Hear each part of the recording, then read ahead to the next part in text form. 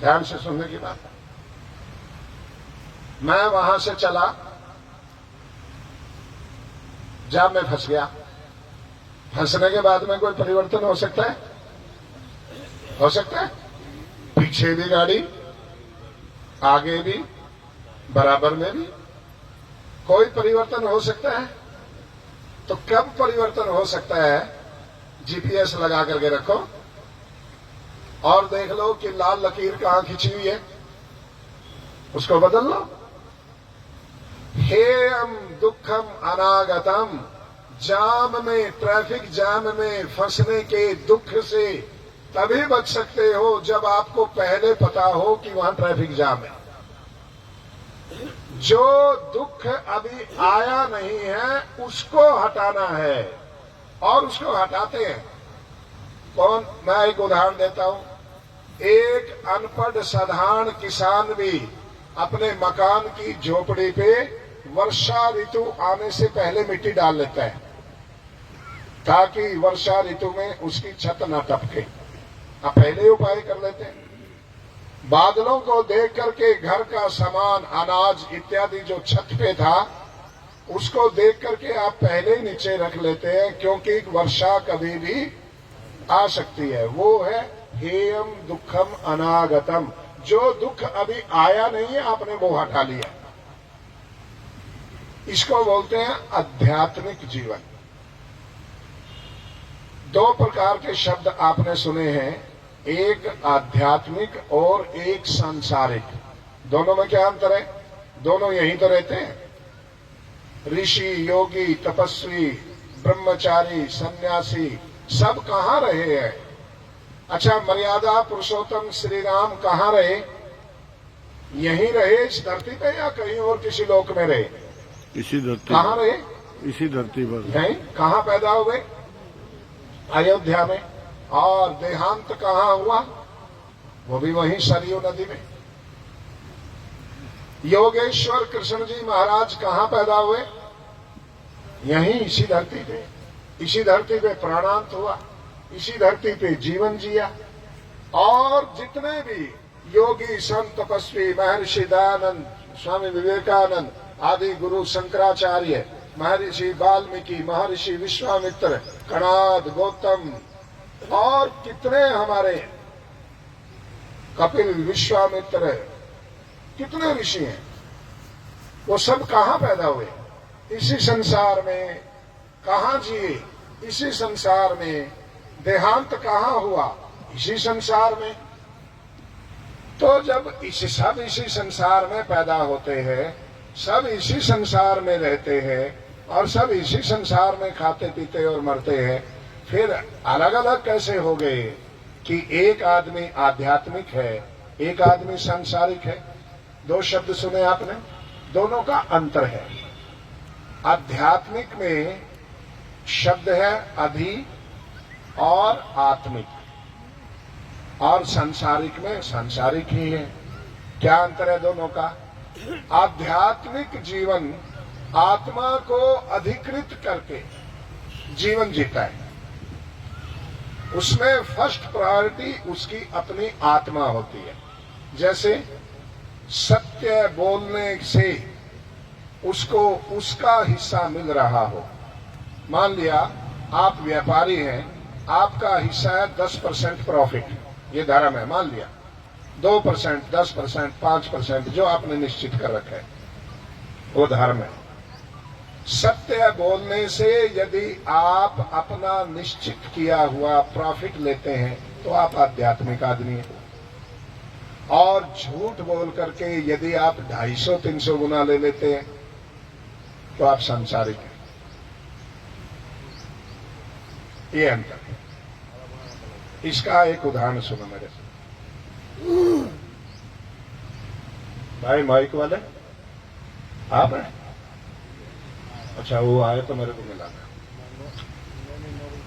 तुम तो हमारे गले का पतीला बना दोगे। ये जगराते वाले माइक उठा लाए आप तो। कोई शाम को अच्छे से माइक लाना एक। होशियारपुर में एक आर्य श्रेष्ठी की कपड़े की दुकान थी। मैं सांसारिक और आध्यात्मिक का अंतर बता रहा हूं। उस दुकान का नियम ये था, वहां आर्य समाज के प्रधान भी रहे। उस दुकान का नियम ये था, उसमें खाने बने हुए थे। 25 रुपए मीटर वाला एक खाना, 50 वाला एक खाना, 100 वाला एक खाना, 500 वाला एक खाना, 200 वाला एक खाना। तो ऐसे ही लोग अपने अपने फला खाने में, एक खाने में से कपड़ा उठा रहे और वहां गद्दी पे आके बोलते कि भाई कौन से खाने में से उठा के लाया, कितना कपड़ा चाहिए, 10 मीटर चाहिए, कौन से खाने में से उठा के लाया, जी मैं तो 40 रुपए मीटर वाले में से लाया, ले भाई 400 रुपए दे और जा। बिल्कुल जैसे बोलते हैं ना राम राज्य, ऐसी उन्होंने दुकान शुरू कर रखी थी। एक दिन गलती से क्या हुआ, कपड़ा वापिस रखने के समय जो उनकी दुकान का सेवक था, उनसे 200 रुपए मीटर वाला कपड़ा 20 रुपए मीटर वाले खाने में रखा गया। और एसजीपीसी के मेंबर उस समय लुधियाने के थे, सिख गुरुद्वारा प्रबंधक कमेटी के एक मेंबर, उनसे भी मित्रता थी। वो कपड़ा लेने के लिए दुकान में चले गए। उन्होंने सारी दुकान में टटोल करके देखा, ये कपड़ा बहुत अच्छा है, 20 रुपए मीटर में इतना बढ़िया कपड़ा कहीं नहीं मिल सकता। उन्होंने वो थान वहां से उठाया और उठा करके वहां गद्दी पे चले गए। जा करके जब वो कपड़ा नपवाने लगे तो नौकर ने देखा और वो भागा भागा आया। उससे पहले लाला जी ने उससे पूछा, भाई कौन से खाने से लेकर के आए हो, कि 20 रुपए मीटर के खाने से। 10 मीटर कपड़ा चाहिए था, उन्होंने कपड़ा काट दिया। नौकर बोला नहीं नहीं नहीं बाबूजी, ये 20 रुपए मीटर का कपड़ा खाना वाला कपड़ा नहीं है, ये मेरे से जल्दबाजी में उस खाने में रखा गया कपड़ा, तो ये 200 रुपए मीटर वाले खाने का है। वो बोले नहीं, ये 20 रुपए मीटर के ही पैसे लेंगे आप। बोले नहीं, वो सरदार जी भी बोले, ओ भरा जी तुसी की करदे हो, मैं अपनी अखा नाल वेख्या एक कपड़ा मैनू ए नौकर जल्दबाजी च दूजे ग्राहक नूं अटेंड करने लई जल्दबाजी च रख दिया। की करदे हो तुसी? ए मैं 200 रुपए मीटर दे कपड़े पैसे देने हैं। नहीं नहीं, ये 20 रुपए मीटर। आखिर उनसे पूछने लगे क्यों 20 रुपए मीटर के आप ले रहे हो जब कपड़ा 200 रुपए मीटर का? आपको पता है ना? कि हाँ मुझे पता है कि कपड़ा 200 रुपए मीटर का है, पर ये आया 20 रुपए मीटर के खाने से है। तो मैं यदि आज इसके 200 रुपए मीटर के हिसाब से पैसे लूंगा तो मेरी दुकान के बारे में फिर ये सिद्धांत भी प्रचलित हो जाएगा, हर ग्राहक डाउट की नजर से देखेगा। ये भी सिद्धांत प्रचलित हो जाएगा कि जिस खाने में जिस कपड़े का टैग लगा हुआ है वो उसी टैग का, उसी रेट का उस कपड़े में, उस खाने में कपड़ा नहीं है, अदल बदल भी हो सकती है।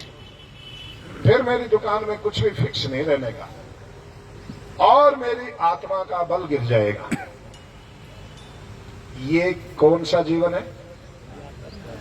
ये है आध्यात्मिक, अपने मूल्यों की, अपने जीवन के सिद्धांत की। देखो भाई, मैं एक बात बता देता हूं, जिस किसी के जीवन में कोई सिद्धांत नहीं है, जिसके लिए, जिस सिद्धांत को जीने के लिए वो अपने प्राण भी दे दे, कोई सिद्धांत यदि जीवन में नहीं है, एक सिद्धांत ऐसा होना चाहिए जिस सिद्धांत की रक्षा के लिए आप अपने प्राण भी दे दें।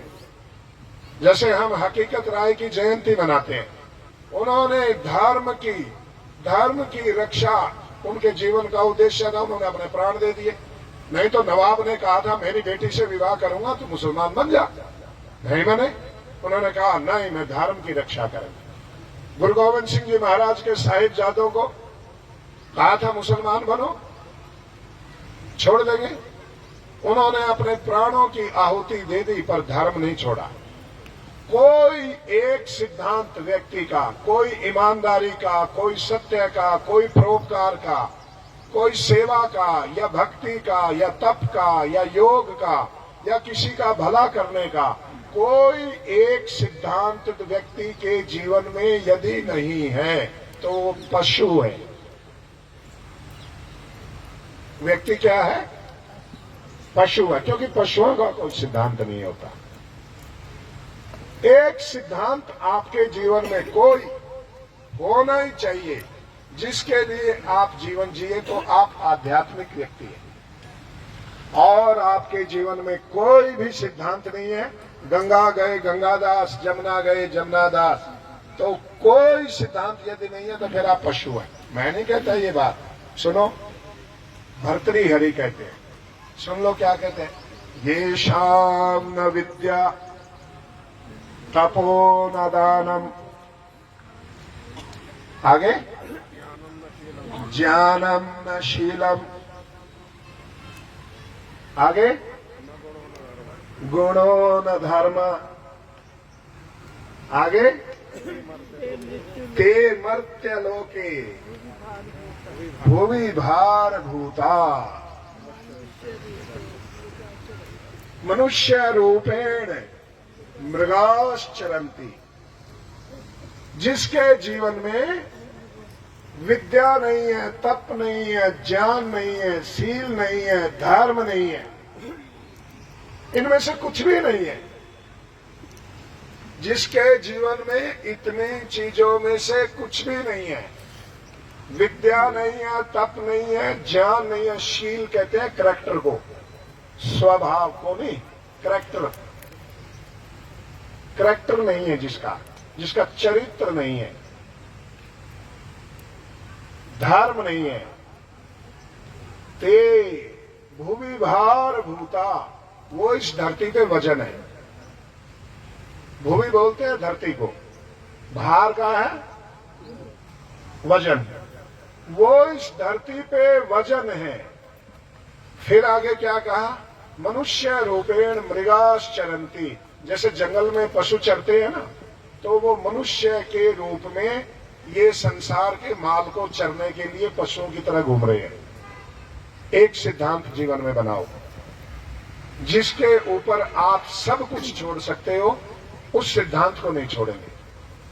सत्य का बना लो, ईमानदार का बना लो, चरित्र का बना लो, तप का बना लो, योग का बना लो, प्रचार का बना लो। जैसे योगेंद्र क्वात्रा जी ने आर्य और बाबा और इनकी ये जो टीम है, आर्य समाज के, वैदिक धर्म के, सनातन धर्म के मूलभूत सिद्धांतों के प्रचार का एक संकल्प लिया हुआ है।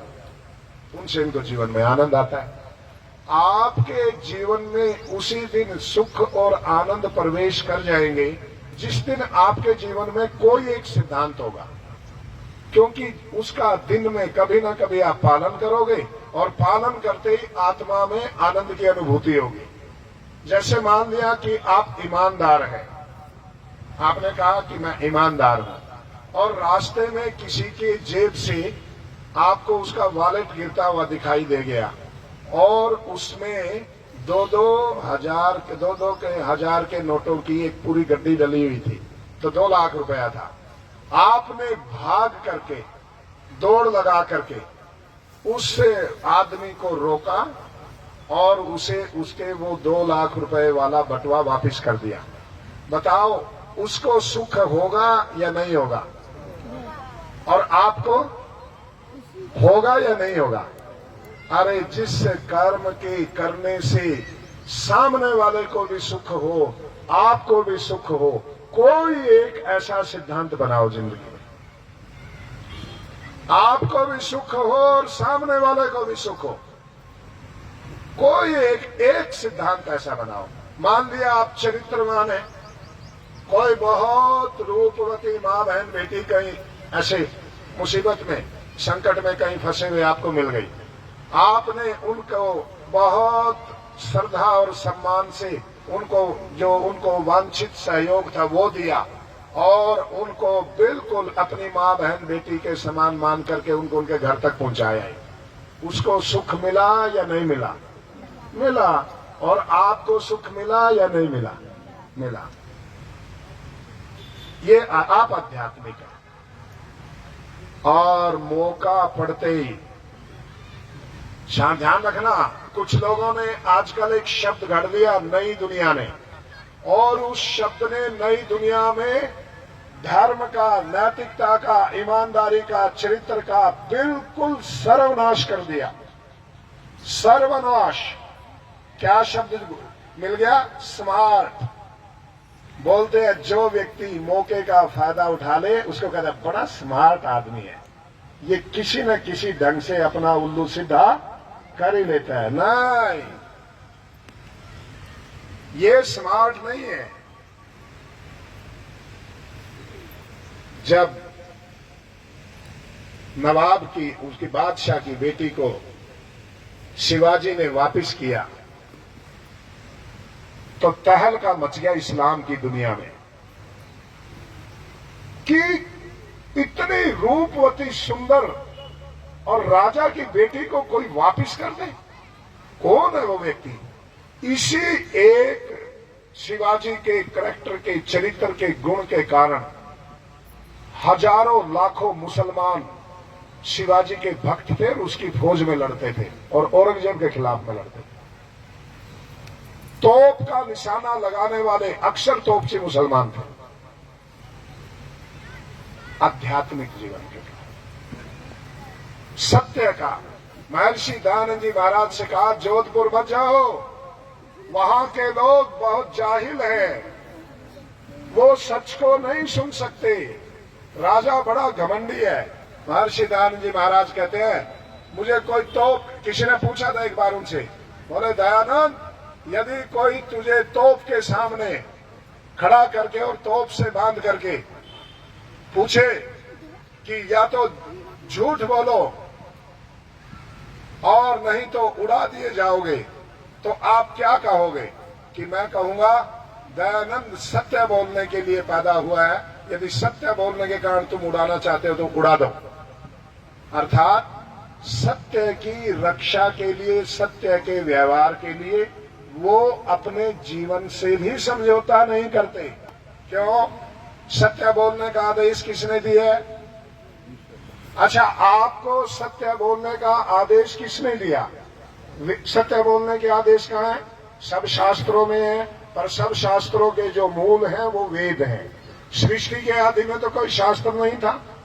हमारा गुरु ग्रंथ साहब गुरुओं की देन है, कुरान मोहम्मद की देन है, बाइबल जो है ईसा मसीह के उपदेशों का संग्रह है, बुद्ध संगीता है, महात्मा बुद्ध के उपदेश हैं, और जैनियों के ग्रंथ उनके जो तीर्थांकर हैं उनके उपदेश हैं।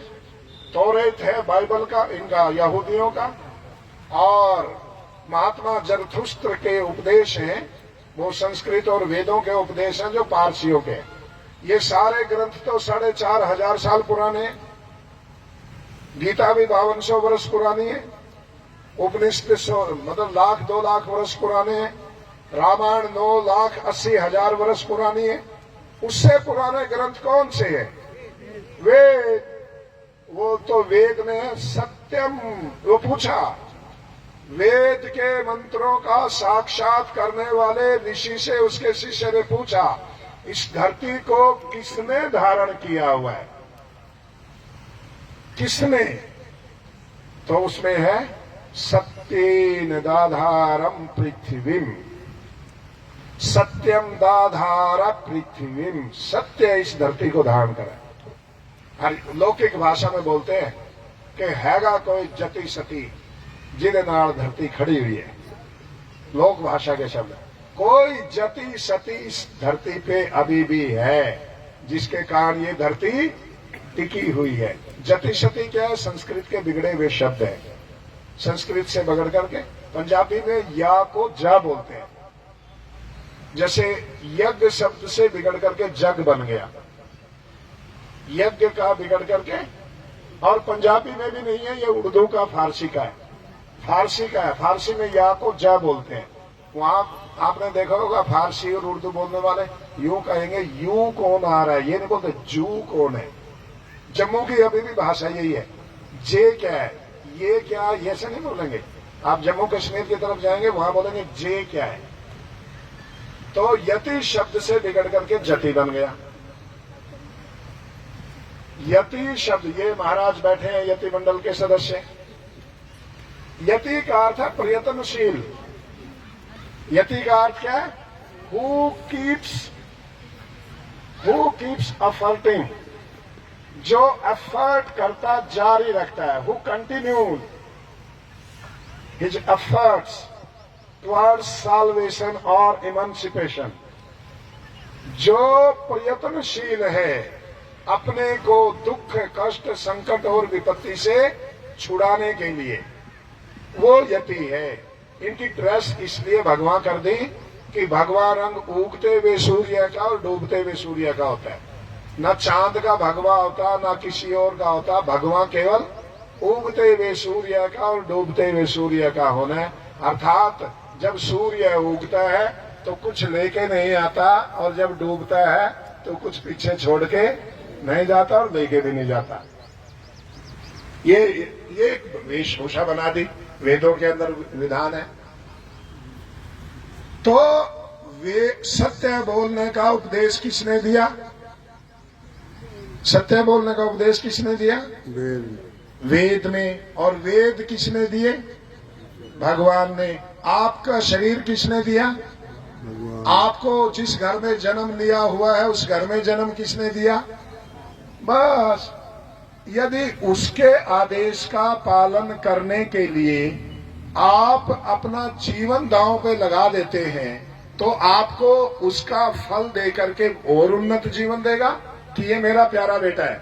आप ये बताओ, आपने अपने 2 बेटे हैं, एक निकम्मा एक अच्छा है।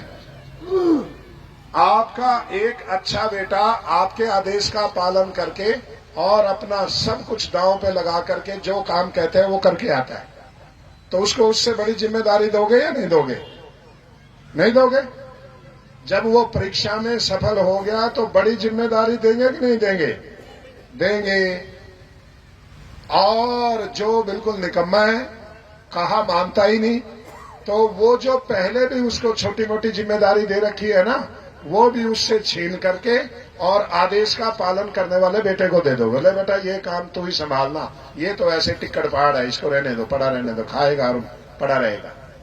तो ऐसे ही परम पिता परमेश्वर भी आप उसके आदेशों का पालन करते हुए यदि मर भी गए तो उससे बड़ी जिम्मेदारी सौंपेगा आगे कि हाँ ये मेरे नियमों का पालन करके संसार को सुखी करेगा। और उसके नियमों का उल्लंघन करके 100 साल जी भी गए तो भी कुछ नहीं मिलने वाला, कुछ भी। इसलिए आध्यात्मिक बनो, सांसारिक नहीं। और आध्यात्मिक का अर्थ है कोई आपके जीवन में ऐसे सिद्धांत होने चाहिए जिसके बदले आप बड़े से बड़ा कष्ट उठा लो। ये बैठे हैं सुरेश चिल्लर जी। यदि ये दुष्ट, आताताई, रिश्वतखोर, व्यभिचारी लोगों से समझौता करके चलते तो करोड़ों अरबों रुपए इनके पास भी होते, राजकोट के चक्कर में लगा रहे होते। इन्होंने समझौता नहीं किया। क्यों? ये महर्षि दयानंद जी महाराज ने मनुष्य की जो व्याख्या की है, ये उस व्याख्या अनुसार मनुष्य है। ध्यान रखना, हर 2 पांव पे घूमने वाला कोट पैंट पहन करके हर व्यक्ति मनुष्य नहीं है। मनुष्य की 3 परीक्षाएं पास करनी पड़ती है। जैसे IAS, IPS और इंजीनियर बनते हैं ना, ऐसे ही बन जाते हैं या परीक्षा पास करते हैं। एक व्यक्ति पढ़ करके MBBS बन करके और डॉक्टर की दुकान खोल के बैठा है, एक मुफ्त में ही ले आया 5, 7, 10 लाख में डिग्री, वो भी वहां दुकान खोल करके बैठा है। मुफ्त वाले का हॉस्पिटल बड़ा है और जो पढ़ करके मेहनत पुरुषार्थ करके डिग्री लेके आया उसका छोटी सी दुकान है। आपको पता है, जिसको पता नहीं है वो तो चकाचौंध देख करके फंस जाएगा, पर आपको पता है आप कौन से अपना इलाज कराओगे, छोटी दुकान वाले से या बड़े हॉस्पिटल वाले से? ये देखो बच्चों को भी पता है। इसलिए महर्षि दयानंद जी महाराज सत्यार्थ प्रकाश की भूमिका में लिखते हैं, सबका आत्मा, सब मनुष्यों का आत्मा सत्य असत्य का जानने वाला है। सब मनुष्यों का आत्मा सत्य और असत्य का जानने वाला है। लोभ, लालच, हठ, दुराग्रह, इनके कारण आदमी सत्य को छोड़ के असत्य की तरफ झुक जाता है। ऐसा कोई दुनिया का आदमी नहीं। तो महर्षि दयानंद जी महाराज ने आपके 3 टेस्ट बनाए। यदि आप आज के बाद में अपने आप को मनुष्य कहलाना चाहते हो तो 3 परीक्षाएं पास करनी पड़ेंगी। उन 3 परीक्षाओं को पास करने के बाद में फिर आप क्वालिफाइड हो जाओगे कि I am a human being, कि मैं एक मनुष्य हूं। सबसे पहली परीक्षा सुनो, धूप तो नहीं लग रही? नहीं ना?